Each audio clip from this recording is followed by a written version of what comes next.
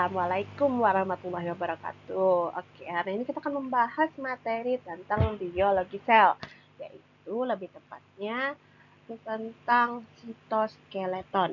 Ya.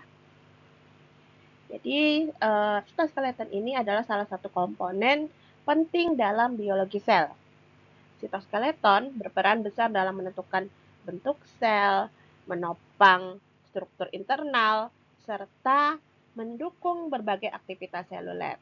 Jadi melalui materi ini, maka pentinglah untuk kita agar bisa memahami bagaimana sel dapat bergerak, membelah, dan berfungsi secara optimal. Oke, apa itu sitoskeleton ya? Sitoskeleton merupakan rangka internal sel yang tersusun dari jaringan protein. Fungsinya mirip dengan kerangka pada tubuh manusia, yaitu memberikan bentuk dan juga kekuatan mekanis. Selain itu, sitoskeleton memungkinkan sel untuk bergerak dan berubah bentuk.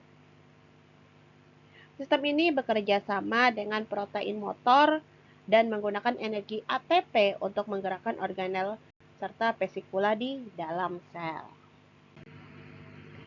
Nah, sitoskeleton ini terdiri dari 3 komponen utama, yaitu mikrotubul, mikrofilamen, dan juga filamen intermediate. Ketiganya memiliki ukuran, struktur, dan fungsi yang berbeda. Namun, ketiga komponen ini bekerja secara terintegrasi untuk menjaga kestabilan dan juga dinamika sel.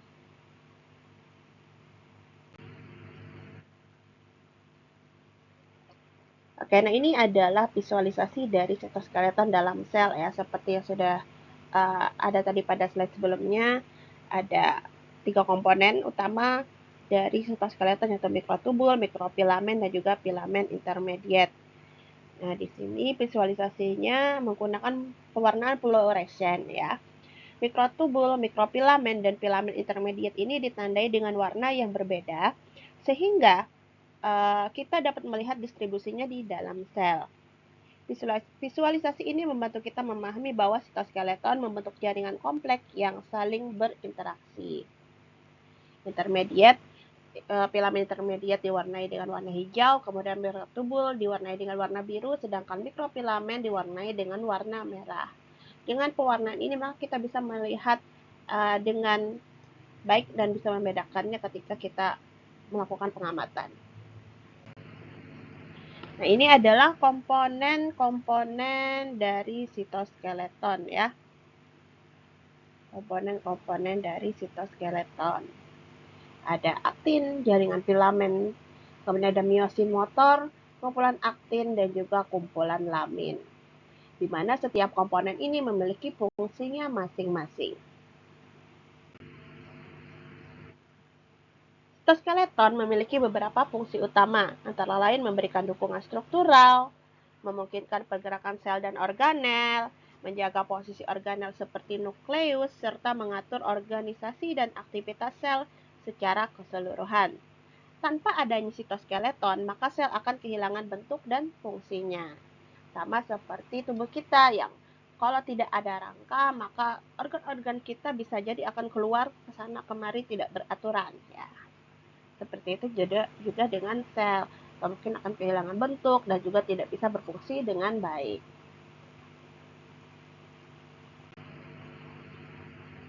Oke, selanjutnya kita akan membahas tentang mikrotubul. Mikrotubul merupakan komponen sitoskeleton dengan diameter paling besar. Strukturnya berupa batang lurus berongga yang tersusun dari protein tubulin. Mikrotubul berperan penting dalam transport intraseluler, pembentukan gelondong mitosis, dan juga pergerakan silia dan flagela. Ini kalau dilihat gambarannya seperti ini, struktur dari mikrotubul ya, di mana terdapat komponen dasar yaitu batang lurus berongga dengan diameter 25 nanometer, kemudian panjangnya 200 hingga 25 mikrometer ya. 200 nanometer hingga 25 mikrometer. Tersusun dari protein tubulin.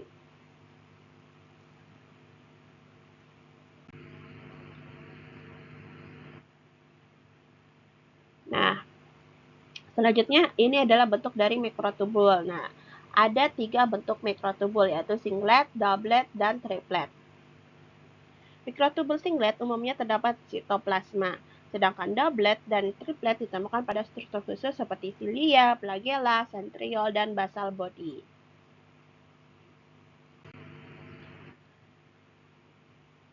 Selanjutnya tentang MTOC atau Microtubule Organizing Center.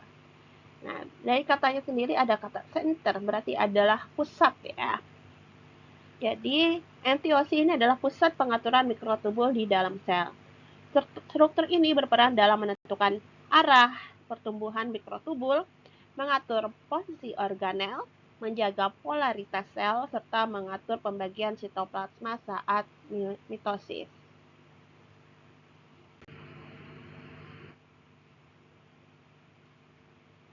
Oke, mikrotubul dalam artinya di sini melalui pengamatan menggunakan mikroskop elektron menampilkan mikrotubul dengan diameter 24 nanometer dan filamen intermediate diameter 10 nanometer pada akson katak. Koneksi antara kedua struktur membentuk jaringan serabut yang kompleks ya.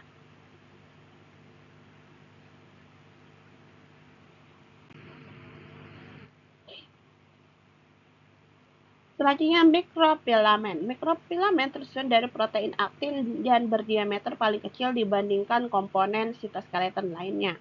Struktur ini berperan dalam perubahan bentuk sel, pergerakan sel, serta kontraksi otot.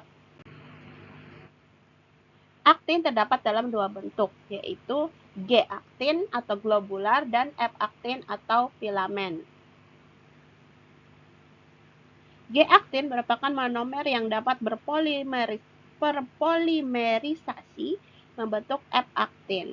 Proses ini dipengaruhi oleh keberadaan ion tertentu dan bersifat reversibel, sehingga mikrofilamen sangat dinamis. Nah, ini adalah perbedaan antara G-aktin dan F-aktin ya. Dari bentuk, kemudian susunannya juga ada memiliki perbedaan.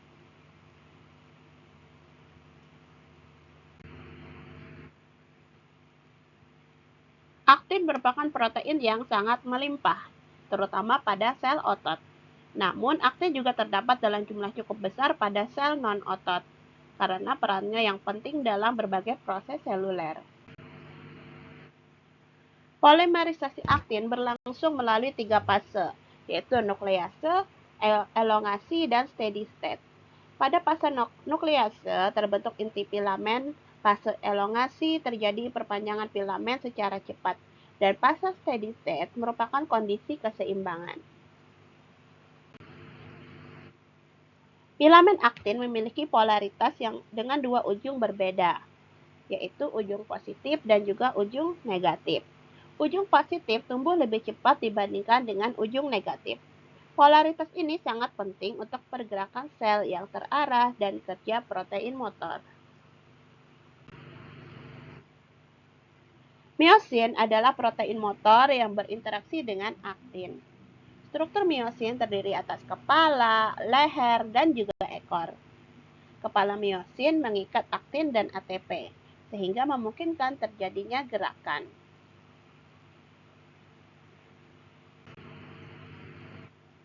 Nah, berikut adalah jenis-jenis miosin. Jadi terdapat berbagai jenis miosin dengan fungsi yang berbeda-beda. Beberapa berperan dalam kontraksi otot, sementara yang lain berfungsi dalam transport vesikula, endositosis, dan aliran sitoplasma. Masing-masing tipe miosin memiliki berat molekul dan step site yang berbeda.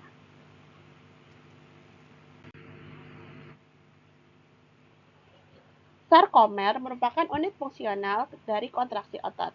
Struktur ini tersusun dari filamen aktin dan miosin yang tersusun teratur. Kontraksi otot terjadi ketika filamen aktin dan miosin saling meluncur, melewati satu sama lain.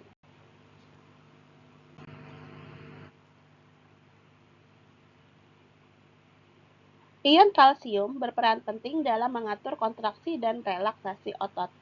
Peningkatan Ca2+ di sitosol memicu interaksi aktin dan miosin, sedangkan penurunan Ca2+ menyebabkan terjadinya relaksasi.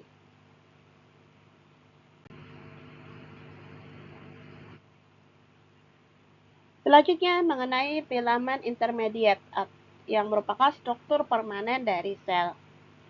Filamen intermediate memiliki struktur yang lebih stabil dan permanen dibandingkan komponen sitoskeleton lainnya. Fungsinya terutama untuk menahan tekanan mekanis dan menjaga integritas sel.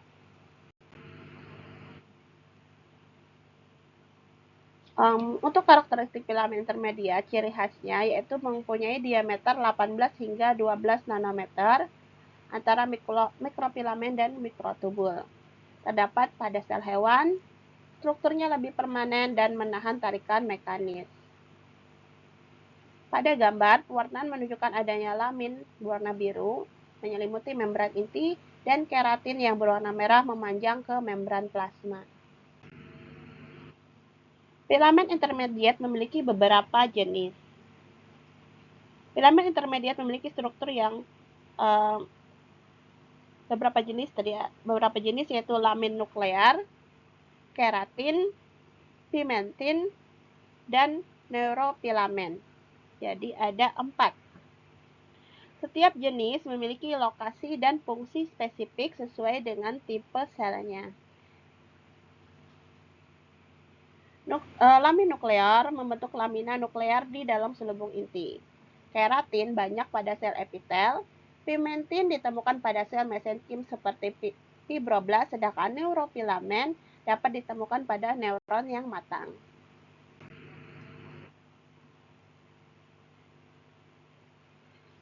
Selanjutnya silia dan flagella yang merupakan alat pergerakan dari sel. Jadi sel itu bisa bergerak menggunakan silia dan juga flagella. Silia dan flagella merupakan struktur yang berperan dalam pergerakan sel atau cairan di sekitar sel.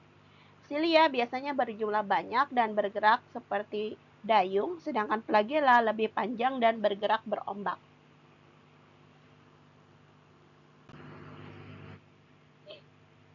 Aksonema memiliki susunan khas 9+2 mikrotubul. Lengan dynein berfungsi sebagai protein motor yang menyebabkan pembengkokan mikrotubul sehingga menghasilkan gerakan silia dan flagella. Jadi, melalui materi ini kita bisa merangkumkan bahwa terdapat 3 komponen utama dari sitoskeleton, yaitu mikrotubul, mikrofilamen, dan filamen intermediate, di mana masing-masing komponen ini saling bekerja sama membentuk rangka sel. Fungsi dari sitoskeleton ada beragam, seperti memberi dukungan struktural, pergerakan sel, transport organel, kontraksi otot, dan pembelahan sel. Kemudian sitoskeleton ini bersifat dinamis dan adaptif. Sitoskeleton dapat dibongkar dan disusun ulang sesuai kebutuhan sel menggunakan ATP sebagai energi. Lalu terdapat alat pergerakan sel berupa silia dan flagella dengan struktur aksonema 9+2 yang memungkinkan sel bergerak di lingkungan cair. Oke, itulah tadi ringkasan materi tentang sitoskeleton, di mana materi ini bersumber dari buku Biologi Sel karangan Marhane Lukita Sari yang diterbitkan oleh Universitas Negeri Malang.